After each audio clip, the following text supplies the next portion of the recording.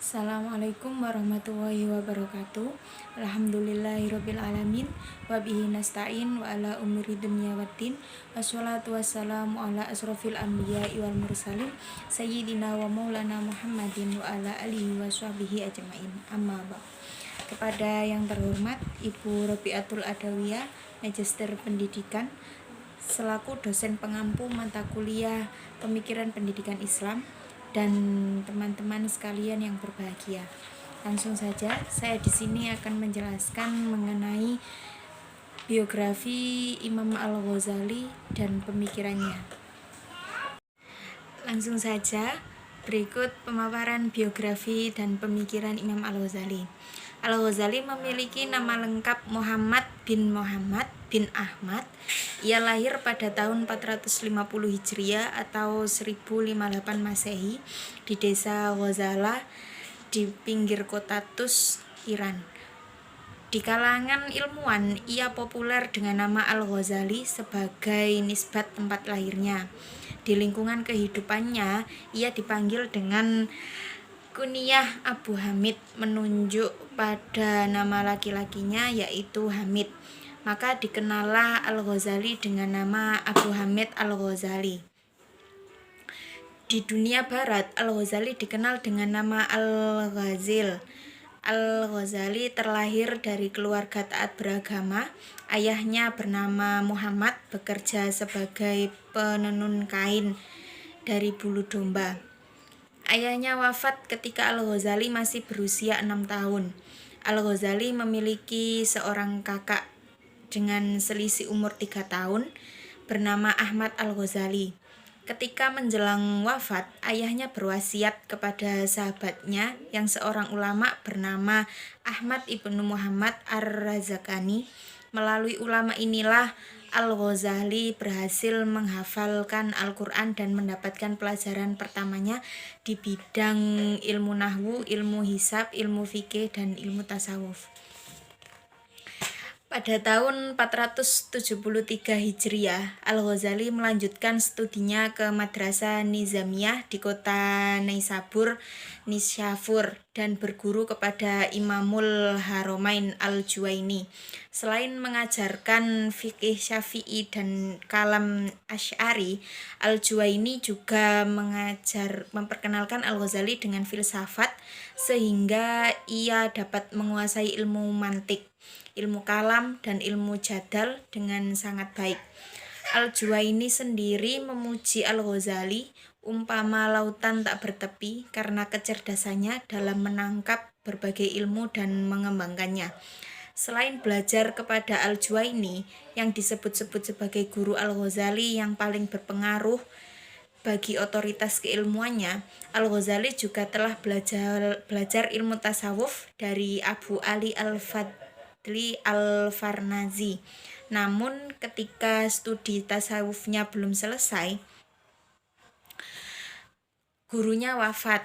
Al-Ghazali juga belajar ilmu tasawuf kepada seorang sufi bernama Abu Bakar Yusuf An-Nasaj At-Tusi. Pada tahun 484, di usia 34 tahun, Al-Ghazali mendapat panggilan dari Nizamul Mulk untuk mengepalai Madrasah Nizamiyah di Baghdad dan dilantik sebagai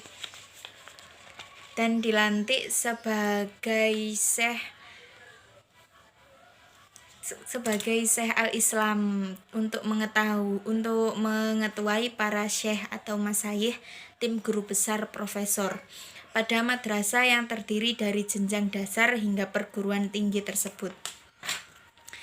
Keutamaannya adalah bahwa ia menguasai berbagai disiplin ilmu, mulai dari ilmu bahasa Arab, ilmu fikih dan usul fikih, ilmu kalam, ilmu tasawuf. Ia juga menguasai berbagai mazhab pemikiran baik dari kalangan Sunni maupun Syiah. Pada bulan Dzulqa'dah tahun 488 Hijriah, Al-Ghazali meletakkan jabatannya sebagai kepala rektor Madrasah Nizamiyah dan meminta kakaknya untuk menggantikannya dalam menjabat tersebut. Al-Ghazali pun memutuskan meninggalkan kota Baghdad menuju Mekah setelah melaksanakan ibadah haji. Ia menuju menara Baitul Maqdis di Damaskus untuk beriktikaf dan berhalwat. Selama 2 tahun di Damaskus, ia berdiam di masjid tertua itu, dan di sanalah ia menemukan amal tasawuf sebagai jawaban dari kekosongan dalam dirinya yang tak lain terletak dalam hatinya. Maka ia pun melakukan amal-amal tasawuf untuk menumbuhkan zauk keagamaan yang hakiki. Itulah puncak pencapaian Al-Ghazali dalam menuntut ilmu, yaitu tercapainya makrifah yang tidak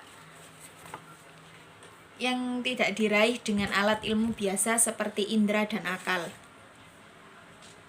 tapi dengan hati yang terbuka untuk menyingkap rahasia-rahasia ketuhanan tertinggi. Setelah 2 tahun menetap di Damaskus, Al-Ghazali sebagai tenaga pengajar di Madrasah Nizamiyah Nisabur untuk mengajarkan tasawuf sebagai penyempurna penguasaannya di bidang fikih dan kalam. Pada periode itulah ia mendapat julukan sebagai Hujjatul Islam karena penguasaannya terhadap segala hujjah atau argumen kebenaran Islam. Al-Ghazali wafat pada tahun 505 Hijriah atau 1011 Masehi setelah beberapa waktu kembali ke kampung halamannya di Tus dengan sejumlah karya tulis. Di antara lain salah satunya Maqasidul Falasifa, Tahafiyatul Falasifa, Faisatul Taufiqo Bainal Islam wa Zaniqo, Ijamul A'wan an Ilmi Kalam, Mi'yarul Ulum, Fathul Ulum, dan masih banyak lainnya. Dikabarkan bahwa Al-Ghazali telah menulis lebih dari 200 kitab atau risalah, namun yang masih tersisa hingga saat ini tinggal sekitar 7 buah dengan karya yang paling fenomenal, yaitu Ihya Ulumuddin. Selanjutnya, pemikiran Al-Ghazali tentang ilmu pengetahuan. Menurut Al-Ghazali, untuk memperoleh derajat atau kedudukan yang paling terhormat di antara sekian banyak makhluk di permukaan bumi dan langit karena pengajaran dan pendidikan, karena ilmu dan amalnya. Menurut Al-Ghazali, bahwa ilmu pengetahuan itu dasar dari segala kebahagiaan di dunia sekarang maupun di dunia yang akan datang atau akhirat. Sementara itu, kebahagiaan adalah capaian tertinggi yang mungkin diperoleh oleh manusia. Maka pengetahuan pun sebagai dasarnya sesuatu yang sangat tinggi nilainya.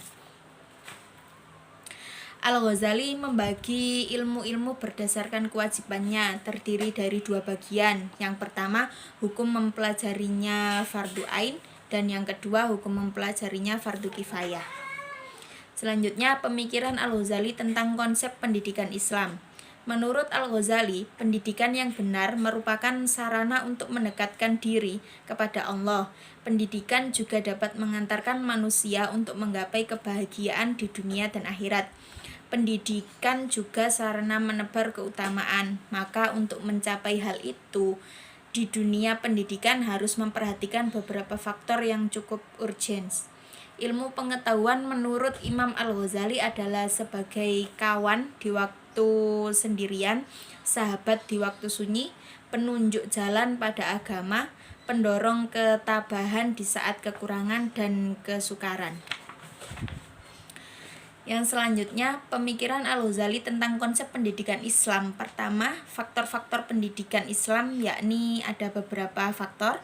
Yang pertama, tujuan utama dalam menuntut ilmu adalah untuk memperoleh kebahagiaan hidup di dunia dan akhirat. Maka yang dijadikan landasan utama dalam bidang pendidikannya adalah Al-Quran dan hadis. Yang kedua, seorang pendidik harus mempunyai niat awal dalam mendidik untuk mendekatkan diri kepada Allah, menjadi tauladan bagi murid-muridnya, serta mempunyai kompetensi dalam mengajar. Yang ketiga, anak didik dalam belajar harus mempunyai niat untuk mendekatkan diri kepada Allah, menghormati guru, dan rajin belajar dengan mendalami pelajaran yang telah diberikan gurunya. Yang keempat, kurikulum sebagai alat pendidikan harus disesuaikan dengan perkembangan anak didik.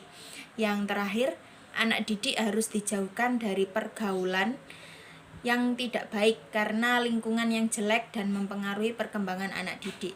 Yang terakhir, implikasi terbesar pemikiran kependidikan Al-Ghazali terhadap pendidikan Islam di Indonesia adalah penekanan pada materi fikih Syafi'i, kalam Asy'ari, dan tasawuf Junaidi Al-Baghdadi yang merupakan basis ajaran Ahlussunnah wal Jamaah sebagaimana dikembangkan di pondok pesantren. Sedangkan pada madrasah adalah dalam masalah sistem kelas atau penjenjangan tahap pembelajaran sesuai dengan perkembangan usia dan kemampuan murid. Demikian penjelasan dari saya, kurang lebihnya saya mohon maaf yang sebesar-besarnya. Akhirul kalam. Assalamualaikum warahmatullahi wabarakatuh.